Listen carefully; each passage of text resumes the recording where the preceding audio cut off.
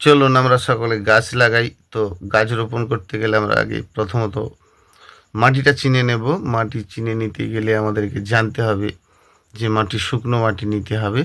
শুকনো মাটি নিতে হবে আর গাছ রোপণ করতে হবে, সেটা কি হবে? অবশ্যই যে মাটিতে উদ্ভিদের জন্ম হয়, তার মানে আমরা তো গাছ রোপণ করব। অর্থাৎ মাটিতে যখন উদ্ভিদের জন্ম হচ্ছে সেই মাটি কিন্তু আমরা নেব। নতুবা এই মাটি নেব না। যে ধরুন আপনি ভিত খোঁড়া ৪ থেকে ৫ ফুট গভীরের মাটি তুলে নেব। তো সেই গভীরের মাটির মধ্যে গাছ রোপণ করব, তাহলে কিন্তু ভালো গাছ হবে না। কারণ গভীরের মধ্যে যে মাটিটা নেব সেটা এখনও সূর্যলোক পেয়ে মাটিটি তৈরি হয়নি, সেই জন্য ওই মাটি নেব না। তো যখন আমরা মাটি নেব ভালো করে আগে শুকনো করে নেব, পরিমাণ মতো কম্পোস্ট দেব। ১২ মাসি ফুলের গাছ হলে অবশ্যই 30% তো অবশ্যই দেব। 30% কম্পোস্ট দেব। এবং পার্মানেন্ট যখন ১২ মাসি কোনো গাছ করছি আর কি, তো সেগুলো কিন্তু আমরা যদি ১২ মাসই কাজ করি তাহলে 30% কম্পোস্ট অবশ্যই দেব।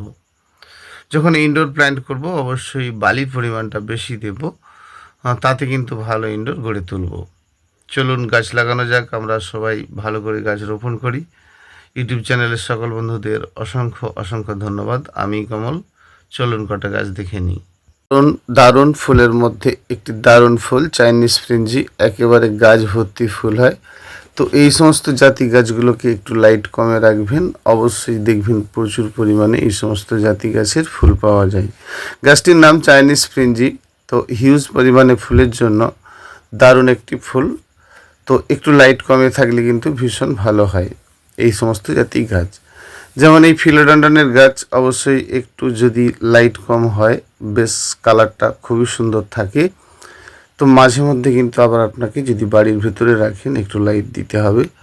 এই সমস্ত জাতি গাছগুলো করতে পারেন, অসাধারণ লাগবে। এবং গাছটি রোপণ করার পর গাছের বৃদ্ধি হলে কিন্তু দারুণ সুন্দর লাগে। এই গাছটির নামে ফার্স্ট লাভ। তো ফার্স্ট লাভের প্রচুর ভ্যারাইটি রয়েছে,